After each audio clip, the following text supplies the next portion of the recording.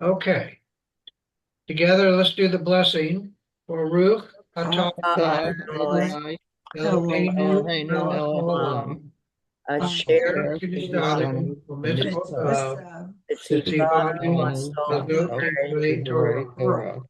Blessed Blessed Blessed are are are you, you, Lord you, Lord our our God, God, Lord, ruler ruler of of ruler the the of the world, world, world, who has who who has has sanctified us sanctified with us sanctified your with us your with commandments, your commandments, commandments and and commanded us to commanded commanded us us engage to to in the engage engage in work the of work of Torah. in the Torah. work of Torah. Amen.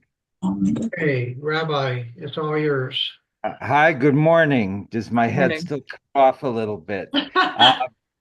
Uh, Today we're talking about Jewish symbols and specifically the menorah. You could see right from the beginning, the commentary at the bottom of 774 starts off with the menorah. So we all know that we have Jewish symbols, and one of those Jewish symbols is the menorah. But what the menorah is depends on who you ask. And what's the most important Jewish symbols, that also depends on, you know, what your exposures have been. So let's start a little bit generally. What are some Jewish symbols? And, what were you exposed to at the beginning of your spiritual journeys? And what did you think those symbols meant? The Star, star, Okay, Star of star, David. right? The I'm high sorry, for one at a One at time, a Sarah. time. Well, I thought I was first, but Go okay. Sarah ahead. and then Minya. I have was exposed to the Star of David, the Ah, high, the high, um, right. and um, Mhm. the menorah, Okay. the Shabbos candles, because that was done from the time I was like 3 years old. That I remember doing it all the time. Okay, good. Minya? She got them all. Okay, well. Um, she got them all, but it's interesting that Yeah. Sarah Jane started with the Star of David and then Chai, and then only third did she mention the menorah. Steve? I was always noticing in the sanctuary anyway, the Ten Commandments. Ah, okay, good. Ten What Commandments, about the eternal light? eternal light. And it's interesting getting back to Ten Commandments. I think they just passed a law in Alabama, my Yes, I former heard. state, where my phone still lives in Alabama. um, that they should put up a copy of, I guess, um, maybe not the English of the whole Ten Commandments, but the stone version of the image of the Ten Commandments, or maybe it is the text of the Ten Commandments in every Alabama courtroom. And then, the question is, well, what does that mean in terms of separation of church and state and so forth? But it's not being put up there as a Jewish symbol. It's being put up there presumably as a sign of general morality or Western morality. Right. So that's interesting. So let's get back to Jewish star. Sarah Jane, why did you say Star of David as your first choice? My father gave me a very, very small, like the size of a penny, Star of David to wear all the time. And he explained it to me and the importance of it. And that's why I said the Star of David. I normally wear my necklace that has my name on it in Hebrew, but I also have a Star of David, about four of them, as a matter of fact, Star of David's that Oh, I you have also wear. four of them. Wow. Yeah, I have them. Well, I my family knows I love Star of David's, and I normally wear them with the clothes that I'm wearing. What the So that's why I have so many of them. Okay. Marcia, Minya, Star of David. When I was a kid, my parents belonged to like a fraternal organization of Holocaust survivors. Mhm. And whenever they would have a meeting, they would always sing Hatikvah, and the Star of David was always right there on the Israeli flag. Right. So I see that in my mind before any of the other things. Ah, Okay, so you see the Star of David before anything else. Yeah, that kind of to me is the symbol of Judaism. Right. And the Israeli flag has what symbol on it? Star The of star. David. Okay. Yeah. And it's blue and white representing. The colors I, of s- I assume it's the sea. Or the Okay. sky could be the And sky. it's supposed to, I think it's supposed to represent the talit. the right. Ah, All the threads on the Toledo. Oh, that's right. They're blue. They They're could be blue and white. Yeah. They're blue and Yeah. white. But the The talit original. usually has very, very, very dark blue, and the Israeli flag has a medium or lighter blue, medium blue. Steve? well, in our sanctuary, the ark is beautifully decorated in like what looked like a rug type material that's got a gorgeous Velvet. design on it. And if I'm not mistaken, it's like shoots up, if I remember, Right. toward And, God. That always and makes me think of the sea. and That's what symbol is on the ark? Did I miss that when you said that? Din or something like that. Well, there's some it's a design that to me anyway, it flows up. It's not a word. no, No, And it's to not me, it reminds me of the sea. right. Reminds you of the sea. And the sea is a Jewish symbol? Well, to me, it is. If you think back to just the splitting of the water when the Israelites left Egypt, you've got water in Israel in Okay. Judaic history very early on. Interesting. So splitting of the sea, not so much the sea itself, but the splitting of the Sea of Reeds is a Right. Jewish symbol because it represents the covenant between God and the children of Israel, And their journey to freedom. right? And so the idea of freedom also fits in there with the splitting of the sea. Okay, anyone else? Marcia, I was going to ask you. I was when you first asked the question, my mind didn't go to all these other ones. I was thinking in the sanctuary, the symbols in the sanctuary, rather than this, that more generally, But I agree that Sarah Jane kind of covered the waterfront there, well, with the sea. Well, she But did and she didn't. She did and she didn't. So what the did she get? well, it's not so much what she forgot as much as the order that she put them in Ah, is very is a modern order. It's an appropriate order, but it represents somebody who was born after 1800 maybe. So I'm trying to see if somebody can figure out why her order it makes most sense to someone born in the last 200, oh, this is 250. what was her words? What Her did you? order was Jewish star number 1, Yeah. and then Chi number 2, and menorah only number 3. Well, the And first the things Shabbos candles And was number Shabbos 4. candles so number those 4. things are more But personal. Yeah. I don't really have a particular view on Shabbos candles, so I ignored her 4th comment. I But think it's very important because you learn from that. Your children or whoever sees the Shabbos candles lit at home, it's important. And my mother would do it every Friday night, and my sister and I would be there with her, and it was a tradition. But the high means life. And without life, you wouldn't have all the traditions that we do have. mhm.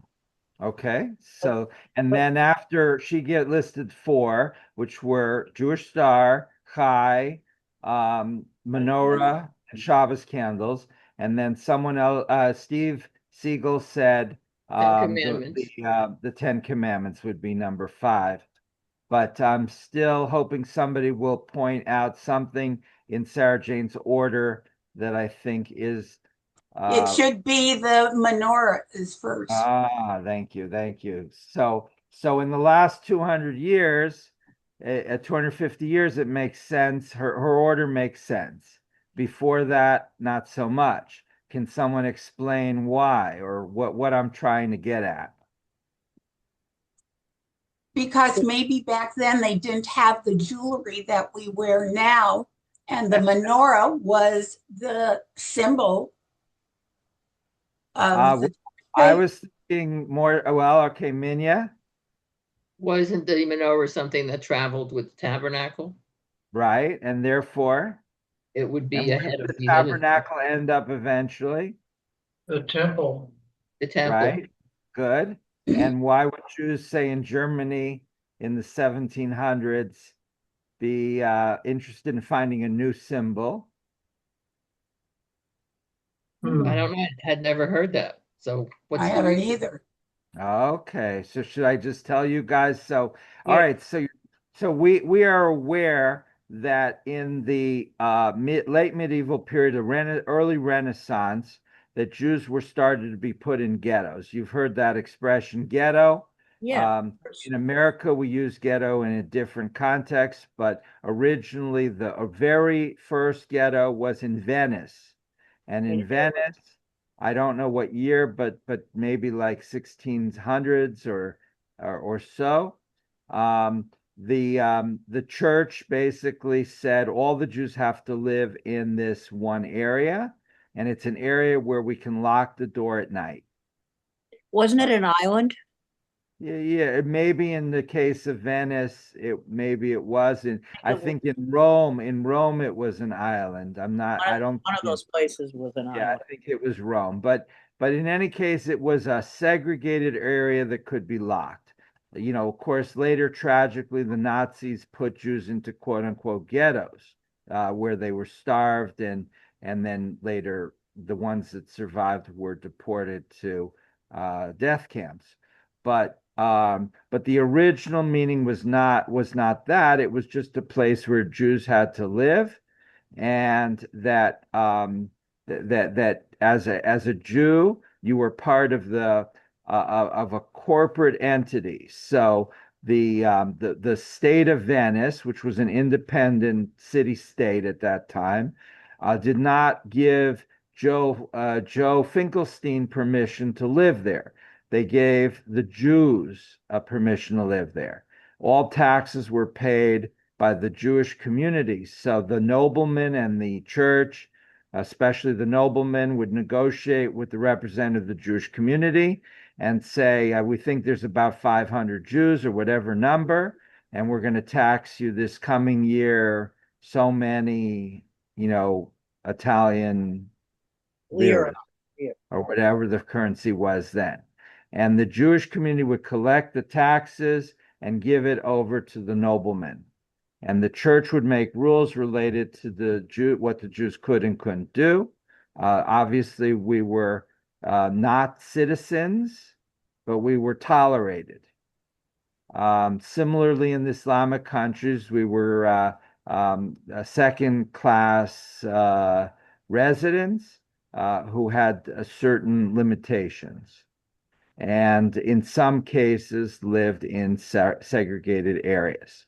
Okay, so now, Good question. okay, Quick yeah, question. What is the significance of the ghettos in okay, dealing with the symbols? okay. So that's a very good question, Steve. So the best known symbol at that time and the most important symbol was the menorah, and it was menorah because it was in the Torah, right? Which we're going to look at in a minute. So the menorah was along with Ten Commandments and so forth, but the menorah was very, very important. What was not important was the Jewish star. And so then in Germany specifically, there was a battle for what they call emancipation. The Jews were now going to be let out of the ghettos. And Napoleon, when he conquered most of Germany, he physically knocked down the ghetto walls. But that didn't mean that legally, when Napoleon withdrew, the question was, what do we do with the Jews in Germany? What do they, from the Germans' point of view? And there was a debate. Some people said you have to let them have citizenship. Every German Jew should be treated like a person, not connected to this, corporate entity. And others said, no, no, we think it should be the way it was before. They should be second class. They should be treated as a group only. And there was a debate that went on for a long time. So then there were people arguing on behalf of the Jews of Germany to give them equal rights. Ephraim Lessing, a famous playwright, not Jewish, was friendly with Moses Mendelssohn. And Moses Mendelssohn was a great Jewish intellectual and he a philosopher, and he argued for Jewish rights. Now, it's hard to argue for Jewish rights in Germany or anywhere else if the whole religion is based upon living in Israel. So we are in the Galut, in exile, but soon we will go back to Israel. Now, in the Passover Seder, what do we say at the end of Seder? Next year. Next Here in Jerusalem. Right. Now, does that mean that we're going to go on a synagogue tour for 2 weeks? No, No. No, it means we're going to move back to Israel. Jerusalem is a symbolic word meaning anywhere in the land of Israel. So we're going to move. We're going to leave Sun City West, and we're going to leave Buckeye, and we're going to leave even Scottsdale, and we're going to go back to Israel permanently because that's where we came from.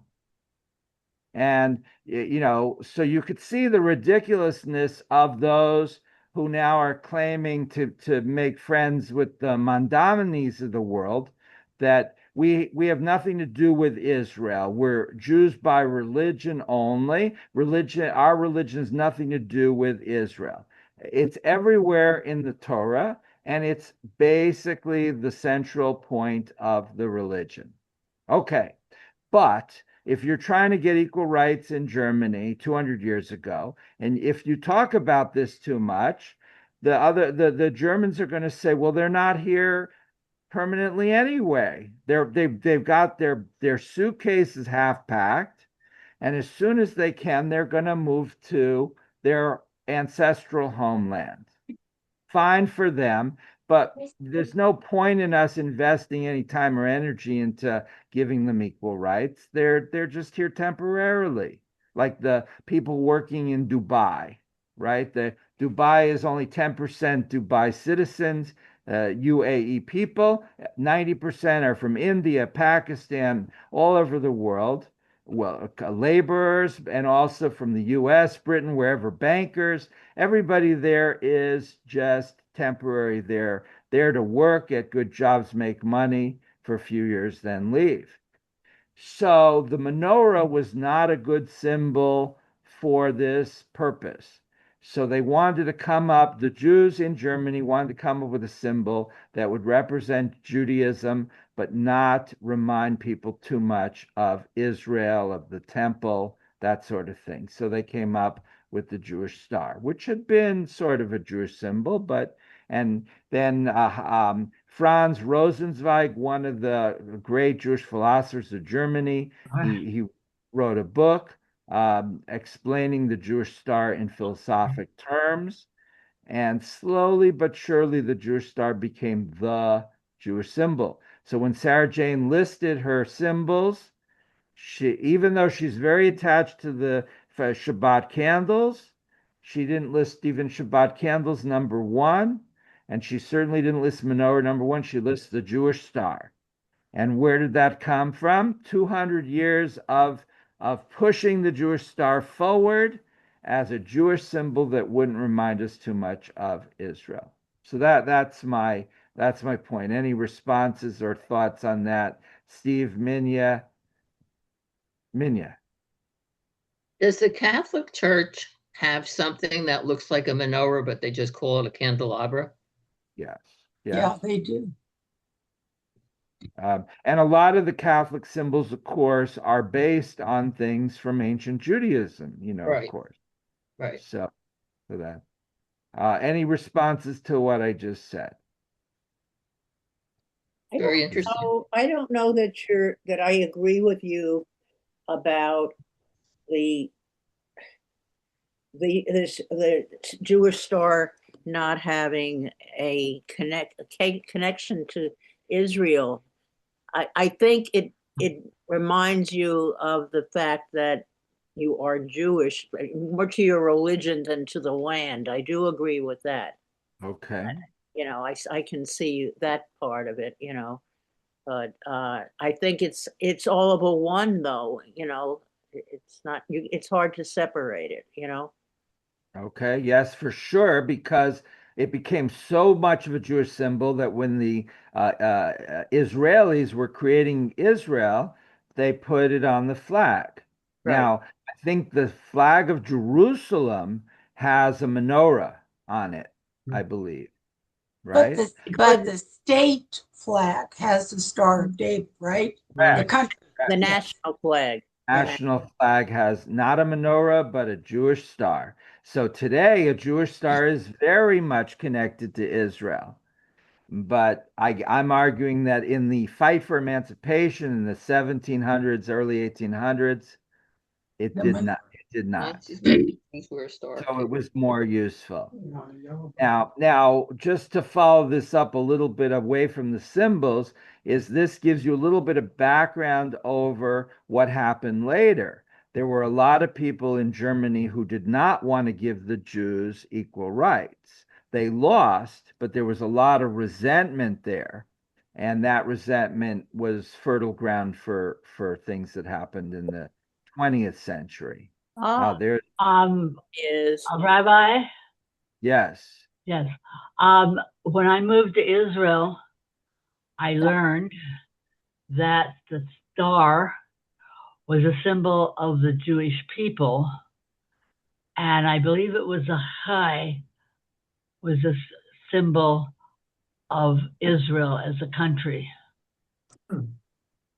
Oh, I didn't know that's very interesting. Chai was a symbol of Israel as a country. Why Chai? I don't know. I can't But answer that. I could would, it mean that life It's was on the grounds, I believe, of the what you call it, of the offices of Israel. like The Parliament? the Knesset and such. Yeah, the Knesset? Knesset. Yes, no, I'm not sure. I think so. It's been a and long time since I left. Donna lived in Tiberias for how many years? 26. 26 years. What? I returned here in 2018. Are you Oh. an Israeli citizen? I'm sorry, what? Are you an Israeli citizen? Yes, because Uh-huh. of my husband who is Jewish. Okay, so and you have an Israeli passport and everything. You have dual citizenship then, I have citizenship, yes. but I have dual. dual citizenship, yes. Okay, well. Sarah Jane, you were going to say something? well, if they have the high as one of the symbols, that the high means life, right? So they want life to prosper in Israel and to continue. So life is very important to the Israeli people so that they can continue on with freedom. Correct. So it would make sense that Kai would be, important for people, particularly individuals, right? Life is something we think about in terms of ourselves and our families, whereas the menorah is something that is more connected to the temple, to God, to Jerusalem. So each symbol, I think, has a little bit of a separate connotations. But So Rabbi, on the Star yeah, of David, why did they make it 6 points? well, that's a good question. Because regular stars are 5 points. Oh, there is Right. a reasoning for it. I remember.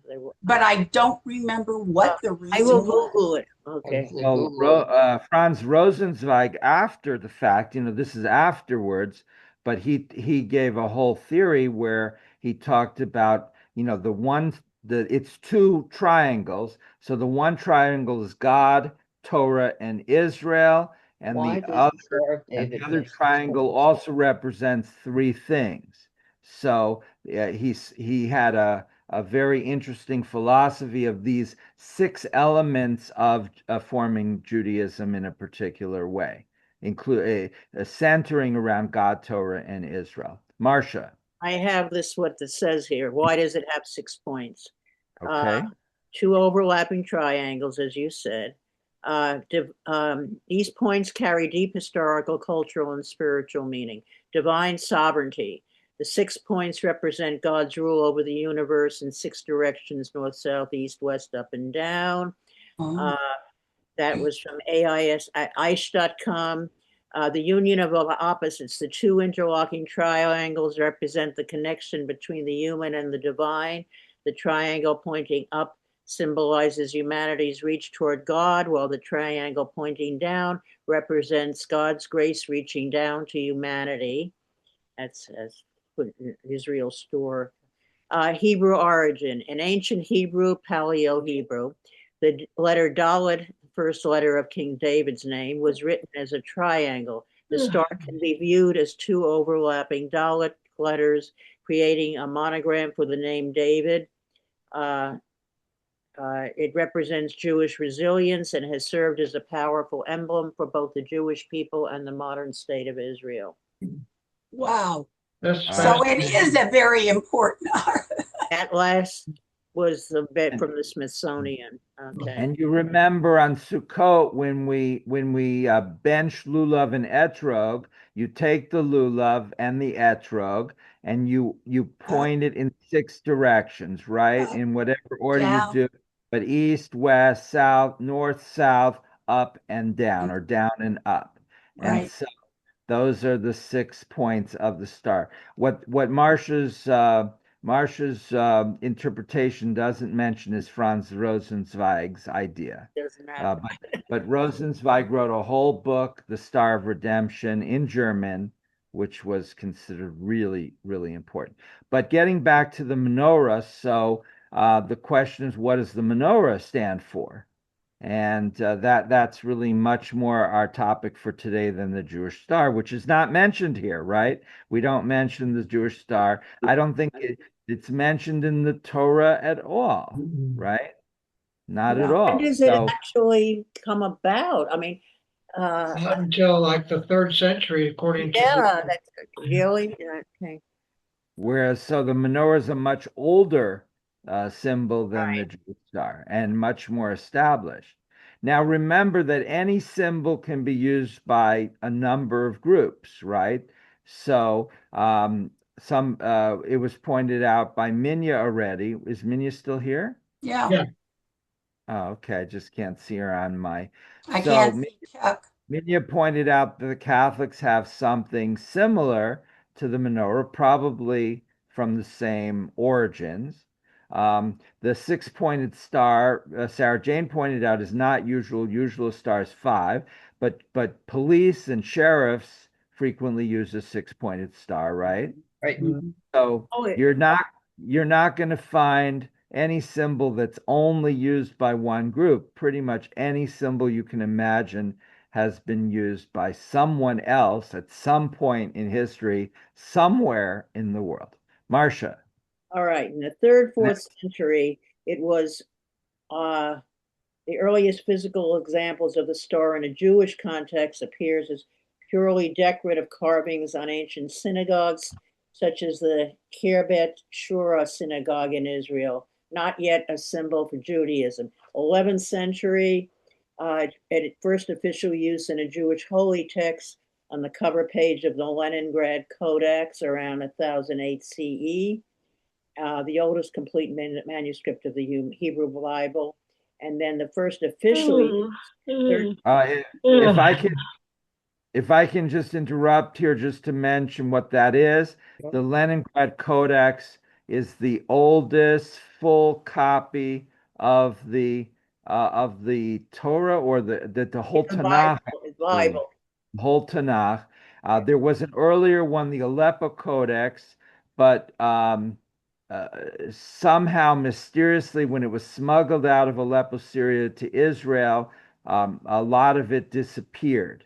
And originally they thought it had been burned in a fire in the riots against the Jews in Aleppo, but now they think that the archivist in Jerusalem stole a lot of it and they never recovered it. So it's a big scandal. But because of that, the Leningrad Codex, which is in the, I believe to this day in the library in Leningrad, is the oldest full version of the Tanakh. It was used by scribes as the official copy, and it's only about 1,000 years old. Obviously, since then, we've found older copies of almost everything in the Dead Sea Scrolls. But until then, this was the oldest. Okay, back to you. Well, it's interesting that at the end of this explanation, which goes through 7th and 19th century, widespread adoption, and then the modern, and now is a modern national icon, it says it wants to share, chat would like to share details and how the meaning evolved during the Holocaust or how it differs from ancient symbols like the menorah. So it also harkens back to the menorah being a primary symbol, like you were saying, Mhm. and like this Parsha is saying. Yeah. Okay. Now, another factor we want to consider is that when you're trying to interpret, when the medieval commentators, and Chuck, I'm emphasizing the word medieval because the ancient commentaries are different. But the medieval commentaries are very influenced by what comes first, what comes later, what's next to the discussion you're having. So Where some, did I'm we sorry, lose? Go Marcia. ahead. Did we lose Chuck? I don't Yeah, see. he left. He'll be back. No, Okay, I'm here. Can Oh, you hear There me? you no, are. Yeah, there you are. okay. there you are. Worried. Can you hear me? Yes, Yeah. Oh, okay. good, So good, good. you're going to see in the commentary in just a moment that the commentators are interested why our discussion of the menorah comes now, right after a previous discussion. Okay, so I'm going to turn the text to the English. And who would like to read the English? We're not going to read too much, but we'll read the first paragraph. Is Minya still there? Here I am. Yep. Okay, do you want to read? Sure. Hashem spoke to Moses, saying, Speak to Aaron and say to him, When you kindle the lamps toward the face of the menorah, shall the 7 lamps cast light. Aaron did so. Toward the face of the menorah, he kindled its lamps, as Hashem had commanded Moses. This is the workmanship of the menorah, hammered out gold. From its base to its flower, it is hammered out, according to the vision that Hashem showed Moses. So did he make the Torah. The Okay, menorah. The menorah. okay, stop there. Chuck, explain Explain what? what we just read, summarize it. Oh, I'm trying to figure it out, quite frankly.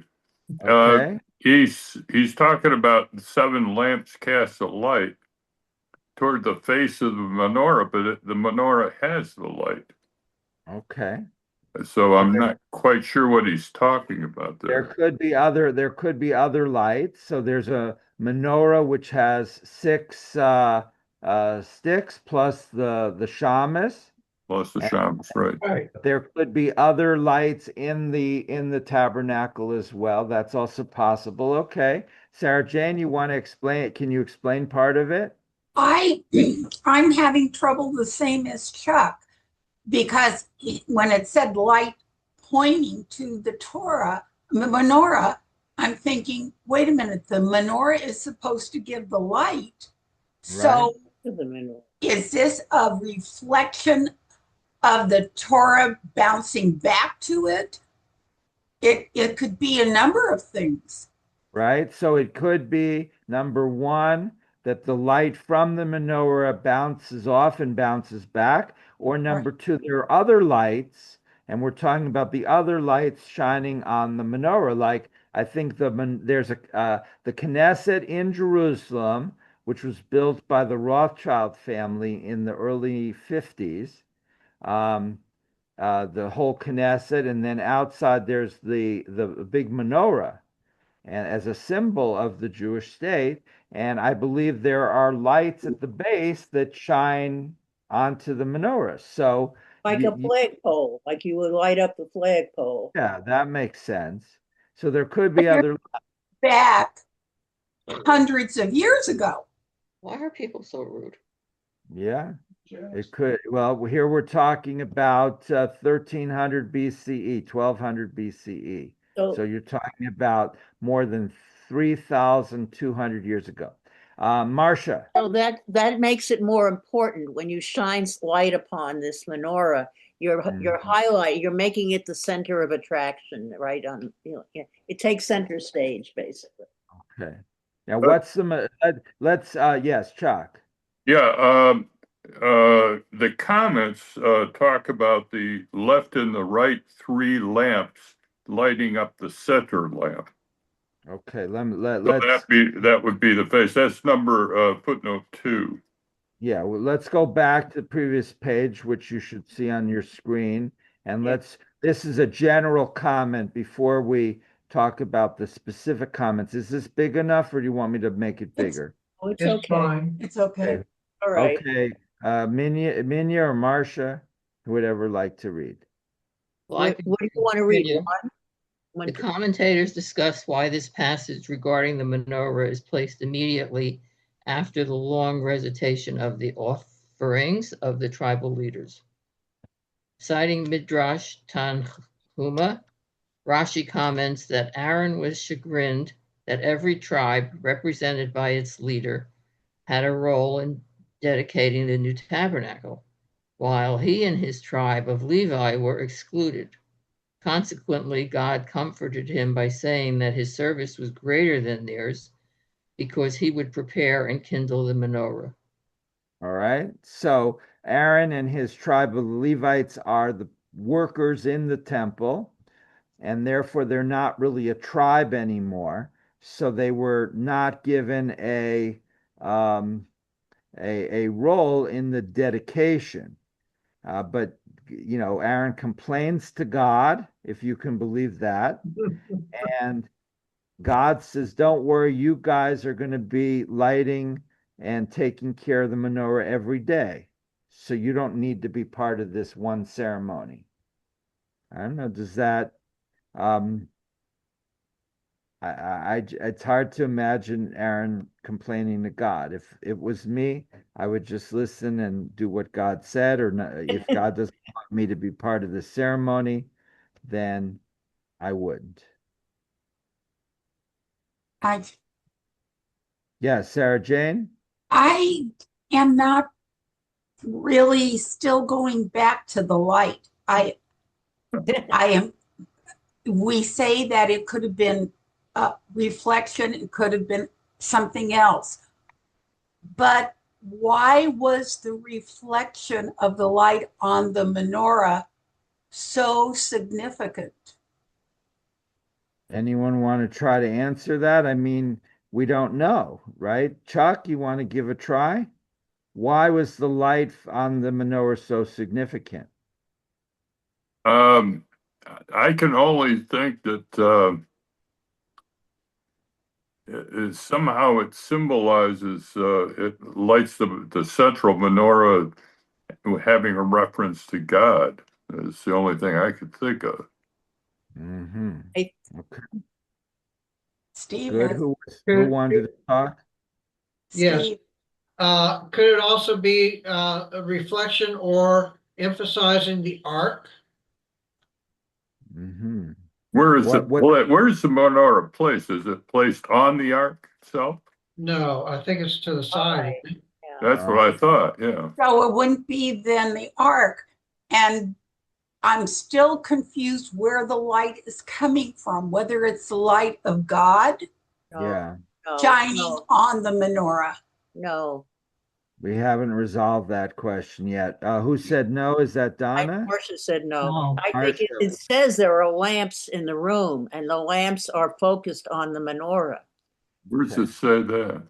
Oh, That's what that sentence said. oh That, yeah, when you kindle the lamps. yeah. Yeah, So there it the is other right there. lamps in the room are focused on the menorah and making the menorah the center of attraction at that particular time, right? This ritual that they're doing. Okay, let's keep reading. Who was reading? I Minyan. was. Hello? Okay. Ramban explains why the menorah was singled out for this consolation instead of other more auspicious rituals, such as the Yom Kippur service, which must be performed exclusively by the Kohen Gadol. He explains, based in part on Tanhuma, that the kindling in this passage alludes to a later menorah, that of the miracle of Hanukkah. Thank you, Larry.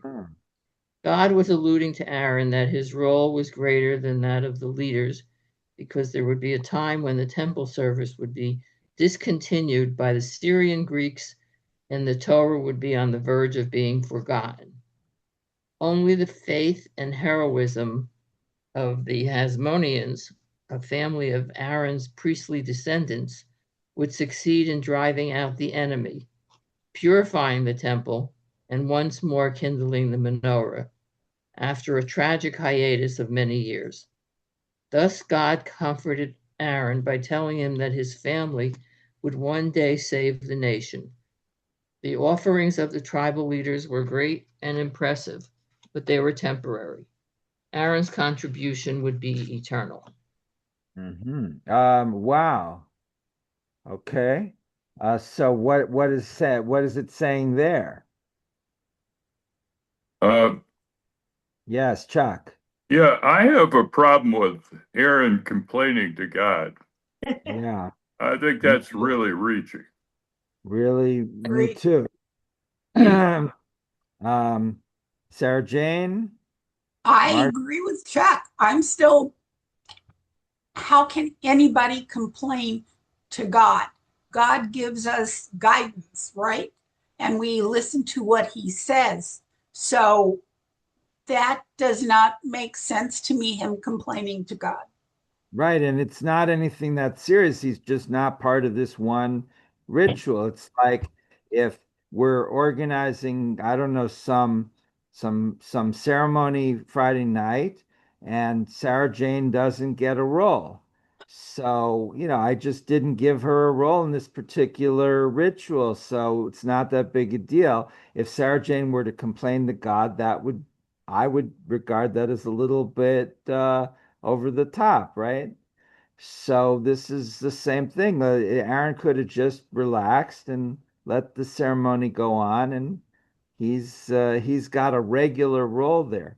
But what do you think about this now? The commentary is suddenly veering from the topic, which is the menorah in the tabernacle in the desert, from about 1250 BCE, and it's moving up to 168 BC. It's moving 1100 years forward, and suddenly comparing what's going on in this tabernacle in the desert to what's going to happen at Hanukkah time. I think Rashi is really reaching for a reason for Aaron to be lighting this candle. He's trying to justify it, and Uh, I just don't see that it's necessary. uh-huh. It's very interesting. And he's connecting the Maccabees to Aaron. Right. He's saying the Right. Maccabees are descendants of Aaron, and that's and of course I always knew the Maccabees were Cohens, Where did you get Maccabees? but and therefore or Levites, they were I guess descendants of Aaron, but it never seemed particularly important to me before I saw this commentary. Like, who cares? The main thing is that the Maccabees were the ones who were willing to fight and perhaps die to get the Syrian Greeks to stop bothering the Jews who wanted to practice Judaism. But now it's being converted into something connecting the story of Hanukkah to the story of the tabernacle in the desert. Is that in the Torah? This whole little to do? This No. this connection? Yeah, No, and Aaron in the Torah, does Aaron complain to God, etc.? Yeah. Yes, okay. Well, no, I don't know. I think Okay. But that's, Rashi uh, is coming yeah, up with that. that's what I was That's what I asking. thought too. Which So it's not we, in the Torah per se, like Marcia's saying. I don't, yeah, it would be right here, and there's nothing there. No. Yeah. No, it's not in the Torah. So then he's making this up. I was going Right. to say, this does not sound kosher to me. I mean, it's What like, Chuck said. Right. yeah, Right? No, I see what you're saying. All right, this is Rashi. That's you can see why Rashi is accepted by some and regarded as overreaching by others, right? And you see the confusion that Rashi's commentaries are so connected to the Torah text that it sometimes becomes unclear what is in the text itself and what is Rashi's commentaries. All right, we're Yeah. on the next page and you can keep reading. We're still connecting the menorah to the Hanukkah events, and we're now discussing that in the context of the number of the mitzvot. How many mitzvot are there? 650. 613. 15. Correct. Okay, Minya? Are we going to be in explaining the view? Yes. In explaining the view of Baal Halachos Gedolas, who reckons lighting the Hanukkah menorah as one of the 613 mitzvot. Ramban suggests that there is a commandment to celebrate the inauguration of the temple or the renewal of the altar that took place after the Hanukkah miracle by bringing special and unprecedented offerings as the tribal princes did in the wilderness. These offerings serve the function of, Rabbi, what's that? Hoda'ah. What is it? Hoda'ah. Hoda'ah. Giving thanks for being able to dedicate or rededicate an instrument through which to serve God. Aaron felt wounded that he had not been able to join the princes in this form of thanksgiving. In response to this, God informed Aaron that not only offerings, but the kindling of the menorah is an expression of thanks. That is why kindling was instituted as a commemoration of Hanukkah, when the temple was rededicated, and why this passage is read on the last day of Hanukkah in conjunction with the offerings of the princes. Okay, so So, this little excerpt here is read on the last day of Hanukkah. This was something the rabbis later decided to do.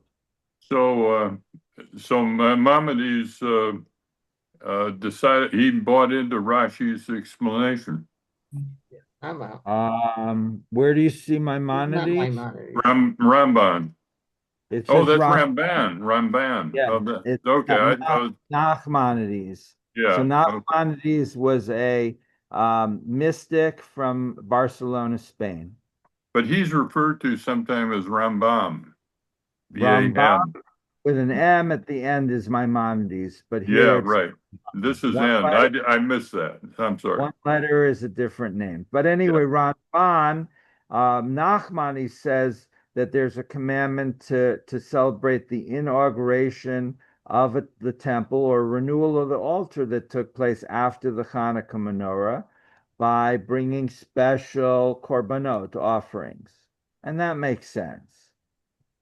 So but their whole point here is that the idea of lighting the menorah is a way of showing God thanks. So if you want to thank God for things, you can bring a sacrifice to the temple. But if you light the menorah, that's also an expression of thanks. Today we pray. When we pray to God, we're essentially thanking God for all the good things we have in life. Even if we don't say the words, we thank you, God. But just by praying to God, we're acknowledging God and we're therefore thanking God. Are we saying that lighting a menorah takes the place of sacrifices? He doesn't say that there, but he comes close. Yes. Yes, so that's interesting that today, with no temple, with no sacrifices, We know that certain things take the place of sacrifices. So prayer, good deeds, but maybe also lighting the menorah. But the commentator here, being very orthodox, he doesn't want to say that, but No. seems to be implied. Other comments, Marcia, Sarah Jane, Donna? I'm I think we Okay. should read verse 2 in the commentary because it kind of gives you an idea as to how the wicks were written and everything. That's what We're up before we do 2, let's do the last part of 1 Ora Chaim, and then we'll go to 2. Okay. Or Hayim answers in the plain sense that the process of cleaning and preparing the lamps of the menorah required that they be removed, literally or virtually, every day. Thus, Aaron would, in effect, be building a new menorah every single day. All right, so to clean the menorah every day, you had to take it apart and therefore put it back together again. Okay, number 2. Toward the face of the menorah, as explained in Exodus 25:37, the 3 wicks on the right and the 3 on the left were all directed toward the menorah's central stem, thus,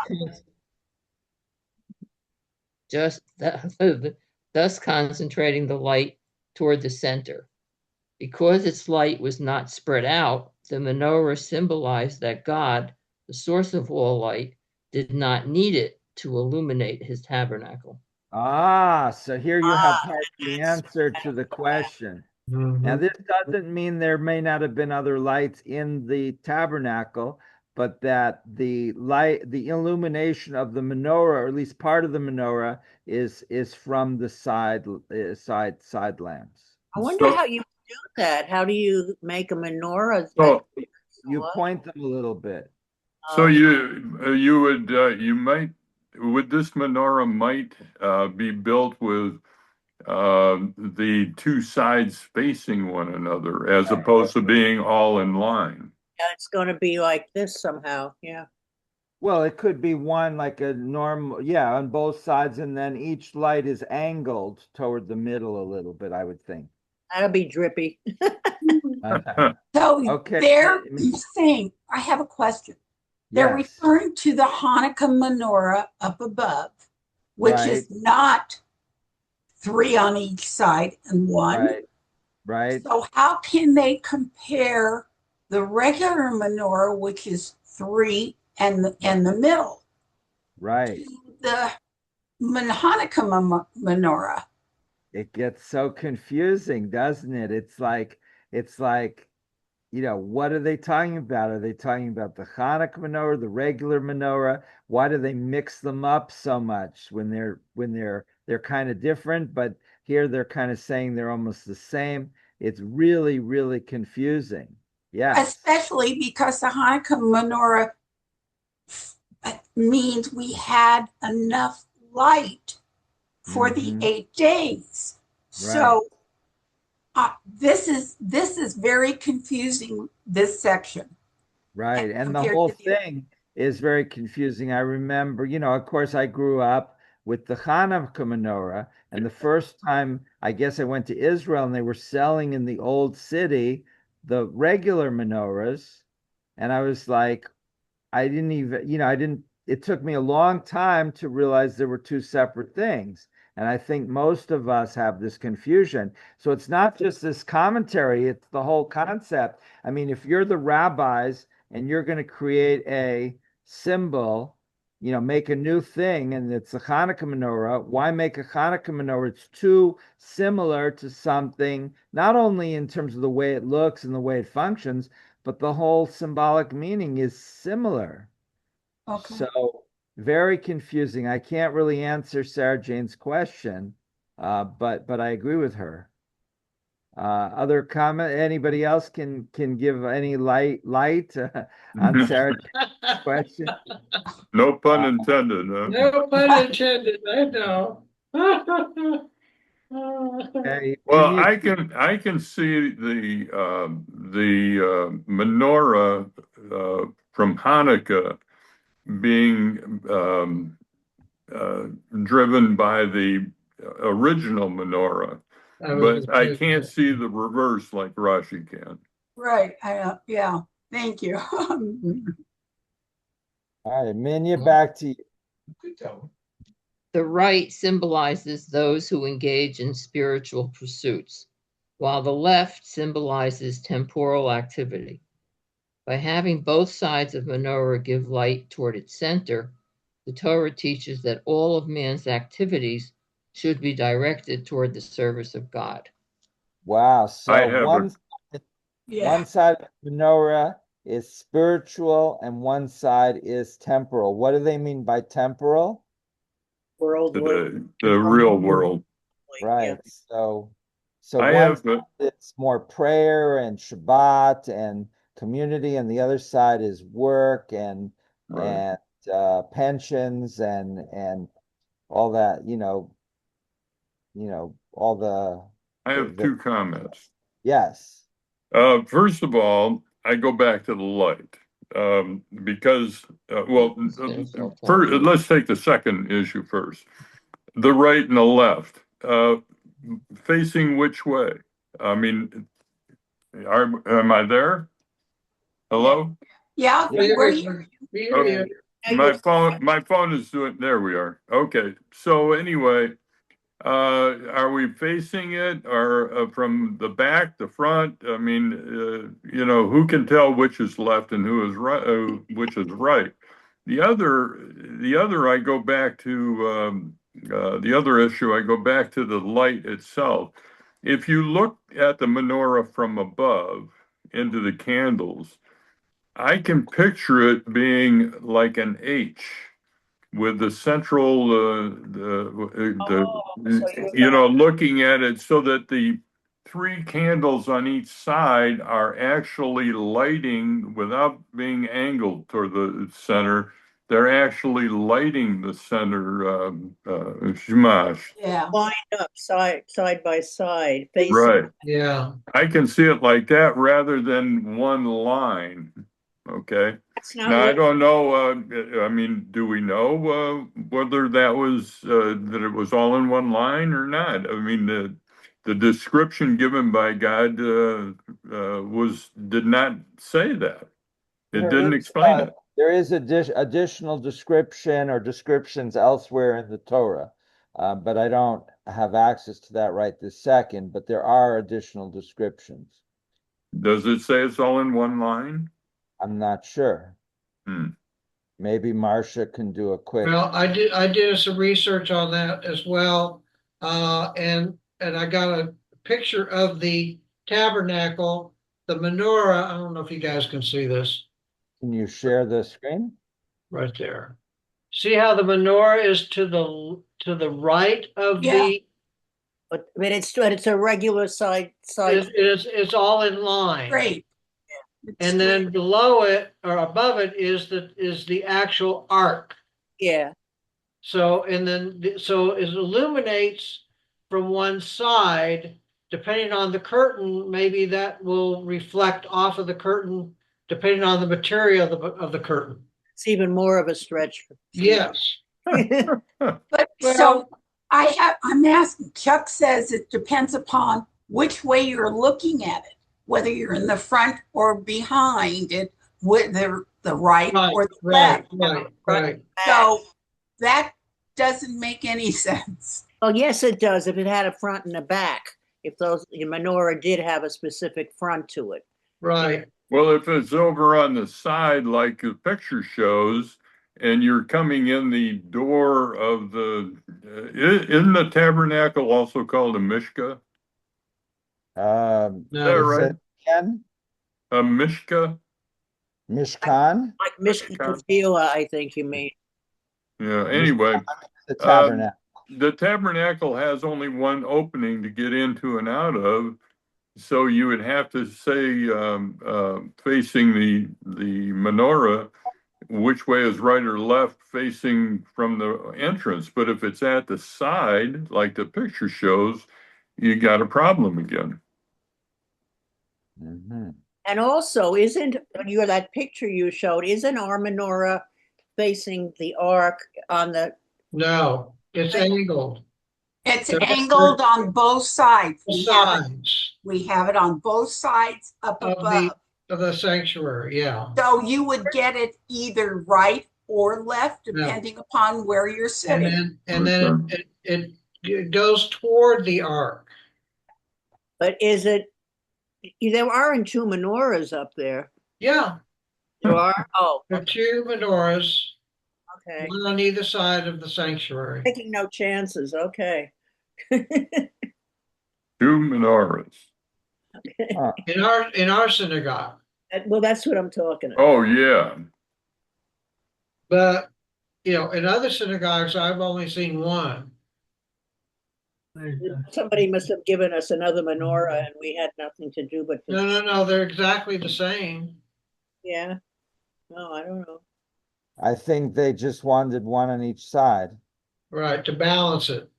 Or to Yeah. just make sure they got it right. But the problem with that is it doesn't seem to model on the original tabernacle. Correct. So it's kind of a mistake. Well, maybe it was a reform mistake. We'd have to go back into the minutes and see if we can find minutes where they discuss what they're going to do there. That would be And quite interesting. if we The have any, architect has obviously some influence. Not necessarily. okay, That sounds Minya, like, number 4. okay. Where'd she go? Minya? Minya? Or I have to unmute. Oh, there you are.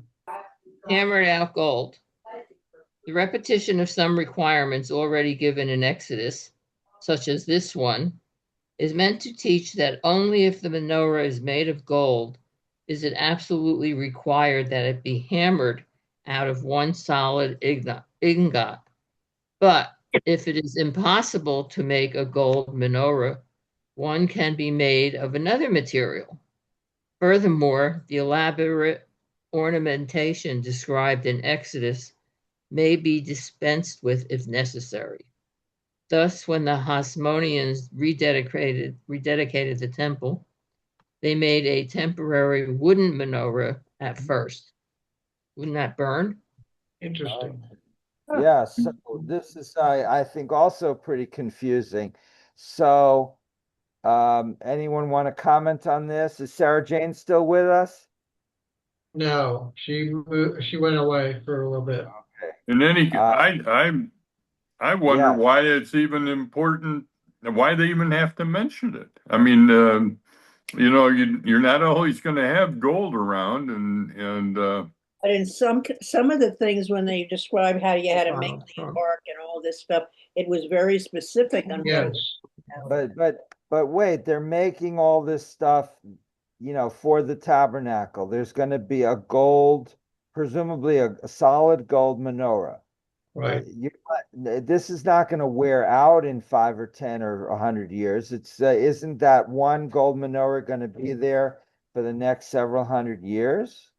yeah. So why do you have to explain other menorahs? I mean, the Right. menorah can be copied, and it doesn't have to be gold.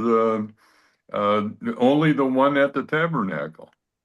But that's what we're talking about here, the one in the tabernacle or the one in the temple. There's only one. So Right. well, you're not going to make another one. You're just going to keep using the same one. But apparently, when the Maccabees reconquered the temple, they had to make their own menorah. What happened to the menorah that had been there before? That might have been destroyed Yeah. or stolen. Wow. The Romans. We're still looking for the menorah that was taken from the temple when the Romans destroyed the temple. And we have on the Arch of Titus in Rome, there's a whole arch dedicated to Titus's military victory over the Jews, and it shows the Romans carrying away the menorah. Okay. So they wouldn't have made an arch if it wasn't true, because everybody would have been like, that's ridiculous. So they must have carried this gold menorah back to Rome, but we can't find it. But we And don't, that's why Unless they every once melted in a it while, down. could have gotten stolen and, yeah, like Steve says, and melted down. It doesn't mean that they were. Used it for something else. But Right. Yeah. there's also a theory that weren't there the knights of an organization that took the menorah, they're saying, to the new country. That I've heard, and that it was somewhere in the new country that it was supposed to have been brought. So it was that's what I taken from heard too. Rome to England or France or Yeah, somewhere. It may be in the basement of some church, carefully locked away. that they said it was brought over here. That's the Knights of, I gotta Columbus? remember Knights this. of Templar? Or, Doesn't mean the That's United States area.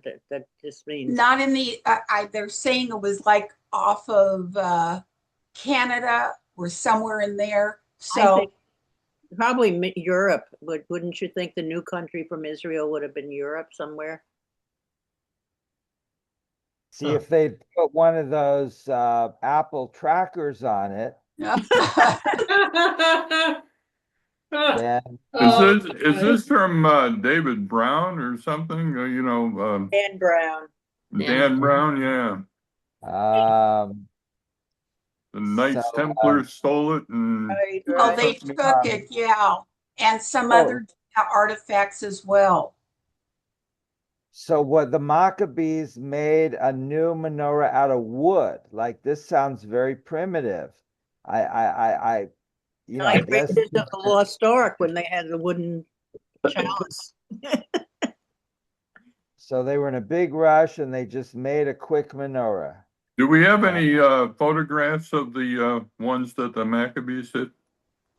I don't know. Does anyone? You can ask Judah the Maccabee if he took any pictures. Yeah. Marcia's checking. He's Googling. I must apologize every so often. As president of the temple, I get some calls that I have to take. So That's No, fine. it's okay. We understand. That's fine. Okay. Minya, are you still around? Yes, She's there. I'm right here. I don't understand why a menorah would be made out of wood. Wouldn't it burn as soon as the oil burned No, out? you'd have a wooden menorah, and then where you put the oil, there would be a little metal thing or something. Oh, to protect it. To Now protect the remember, wood. these menorahs did not use candles like we use today mostly. No, I know. They used Oil. oil. Wicks. But no, you just have a little metal thing or a little protective thing in that area. Also, if it's treated wood, and you just have these little the little wicks are not that, it's not like a huge fire. I'm not an expert, but I would think even if there was no metal protection, it might not burn. If Yeah, you you have the wick just sort of floats in it. Yeah. Right. So it's not going to burn the wood. right, unless the wood is a very Balsa burn- wood. right. Right. Yeah. Okay, Minya, can you read the next section? So did he make. Exactly who made it is not clear. According to the Midrash, Moses threw the talent of gold into the fire, and the finished menorah emerged miraculously. Whoa. Wow. Really. That's a stretch. That very much so. I don't know about fun. He must have been on something when he was Yeah, for sure. According to Ramban, Moses made it, and the Torah credits him with doing so because he was so devoted to carrying out God's plan. Rabbi Bachya notes that the making of the menorah refers to the inclusion of the physical candelabra of all the spiritual connotations God intended it to have. That this spiritual feat could be done by human beings is the phenomenon to which the Torah calls notice by saying that the finished menorah conformed to the divine vision. This Whoa, is a whoa. miracle. Okay, there's two ideas here. There's one who made the menorah, and the other one is what does the menorah symbolize, or what is the spiritual meaning of the menorah? So, who wants to comment on either of these things? Well, the first one sounds like a miracle, unless we don't accept that Right. it could be a miracle. Right. But if God has his hand in it, you would think, why couldn't it be a miracle? Okay.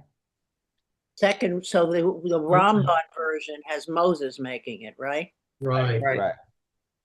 And the first version has Moses credited with making it because he threw the gold into the fire and out comes a finished menorah. Menorah. He was on a roll. He should have made some backups. You know? Yeah, go. Steve, you have a preference? I think the first part of it is a stretch. I think it was just something that they decided to make up. And the second one I think is more realistic. Okay, that Moses made it. Moses made it. So Moses is a talented Yeah, a Well, gold engraver. he's a metal worker too of some sort. Right. well, actually, Aaron was the metal worker. Was he? Yeah, he's the one that did the calf, the golden calf. Right. Thank you for mentioning that, Steve. We have to keep blaming him for that one, right? I'm trying to rehabilitate my ancestor. Not I'm very. sorry. No, it's okay. I'm not that sensitive. So, Aaron is historically good, has a proven track record at being good at making things out of gold. But here it's definitely Moses, right? So somebody's making this menorah. And what about, yes, Marcia? Oh, I haven't got my hand up. I'm sorry. And what about the second part of the commentary where it talks about the spirit? The commentaries apparently are puzzled how something of such incredible spiritual importance could be made by people. Well, it does to say that it conformed to the divine vision. So divine God has something to do with it. God was directed by Moses into fashioning this. I think you're right. And what is God's vision as exemplified by this menorah? What is God trying to tell us that we should do, or what should we be thinking about or practicing, or what does the menorah mean?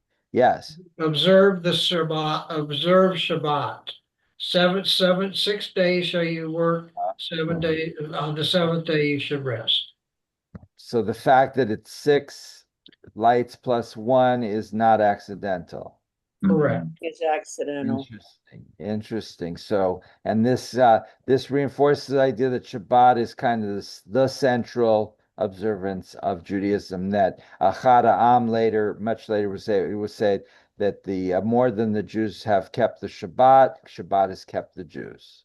Hmm. That, in other words, once you stop observing Shabbat, Judaism is gone. Okay. Other comments on that, Minya? I still think that the first part could be a miracle. Just because we are living in modern times when we would never imagine something like this happening, why couldn't it have happened way back then, where every so often we read something and find out that it was a miracle that happened? I would like to believe that it was a miracle that the menorah was made by God after the gold was thrown into the fire. I agree with you. Donna, you like this idea that Moses threw the gold in the fire and out comes a menorah, Oh, we accept the parting of the sea, right? accept that, and other things that happened. I mean, the giving of the Ten Commandments, for that matter. Right. Or the Okay. burning bush. Right. Okay. Sarah Jane, which version do you like better? Moses throwing the gold in the fire and out comes the menorah, or a version 2 that Moses makes the menorah by, chiseling it? I like to believe that we had a miracle at that time. I have a problem with that. Well, the line says that it was hammered out. That's the second part. Right. The first part. And so did he make the menorah Yes, but the first by hammering it out. part where it says the Midrash says, that says it just happened. Well, things don't just happen with God. We must not limit God. We can't do that. This is the first time that we're all getting behind Donna on something. I like know. So Donna, which version do you like better? I'm sorry, was that to me? Yes. Yeah, Donna, which version do you like better? That Moses threw the gold in the fire and out come the menorah, or that Moses crafted the menorah? The first. That this was a miracle. Okay. Absolutely. So we're gonna start, we'll put it in the bulletin every week now that remember the miracle of the creation of the menorah. Maybe we'll get more people because they'll want to come and see what kind of a crazy class this is. It's a great class. You learn a lot, and you're able to express your opinion. Yes. Now, if you wanted to, for those who want to say that, yes, that it was Moses that hammered out the menorah, God gave Moses the ability to do that, and perhaps was behind each hammered stroke. Yeah, but that's what I believe. Yeah. Well, that's what the some people believe that.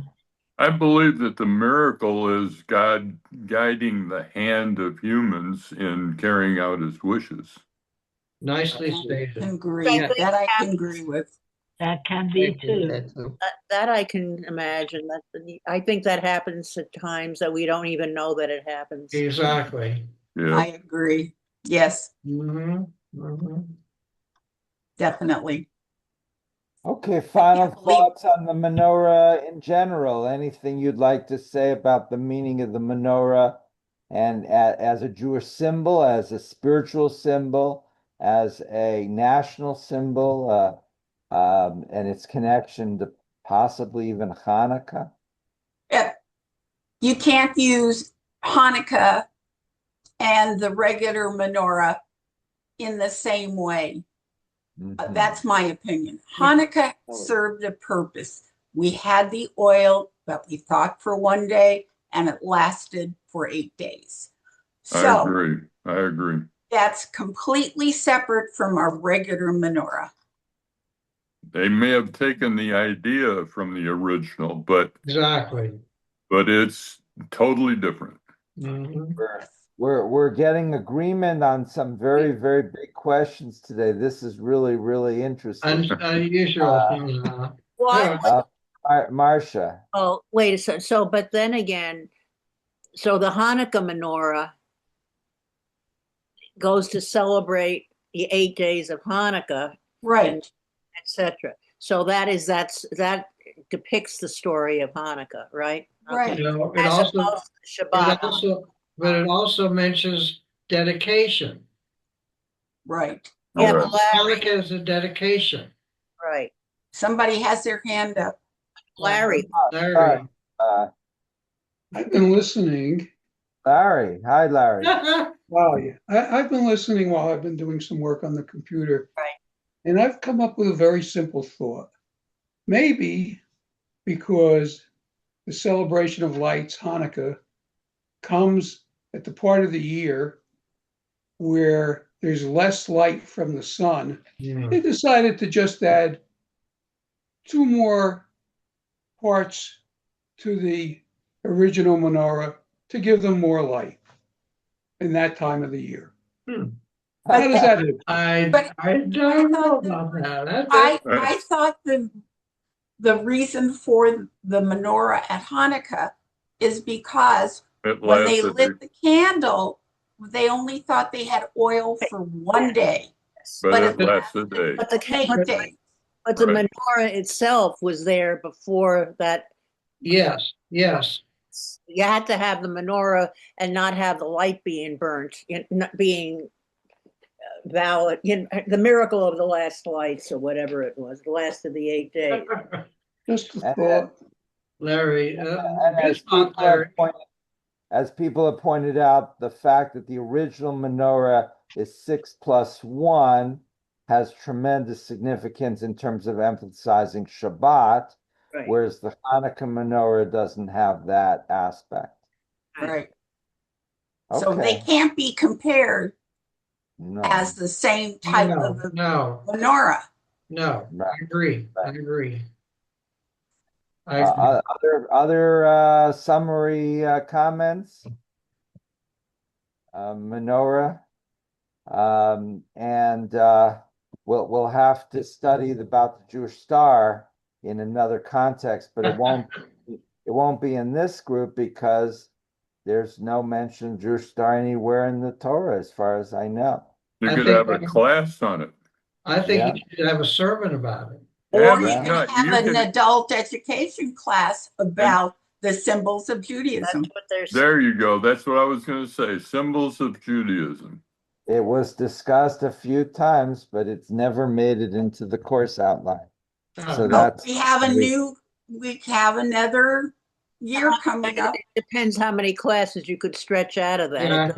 exactly. Well, how Well- many symbols are there? Well, there's a lot of symbols. So That's right. if you did one symbol a week and you did Jewish star, menorah, and chai, you've already covered it. If you add 10 commandments and Shabbat candles and the line of Judah, for example, then you have two a session, Well, you also have a lion too. right? The line of Judah, Lion Judah.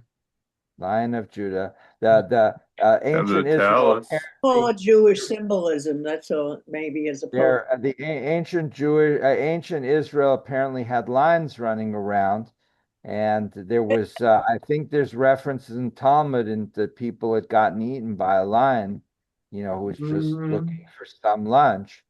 But those lions are now no longer living in Israel. Okay. Shall we conclude then with a blessing, and then I have a Okay. couple of things to discuss with the group. Okay. Okay. Are we Okay. ready? Yes. Baruch Adonai Elohim melech haolam, asher natamanu Torah emet v'chai olam v'tokenu. Baruch Baruch atah Adonai noten haTorah. Blessed is Adonai, our God. Ruler of the universe, Because who he is has the the teaching of truth, truth and planting goodness and eternal life. blessed is Blessed Adonai, is giver of the giver Torah. of giver of the Torah. Amen. Okay. I'm going to stop the recording real quick.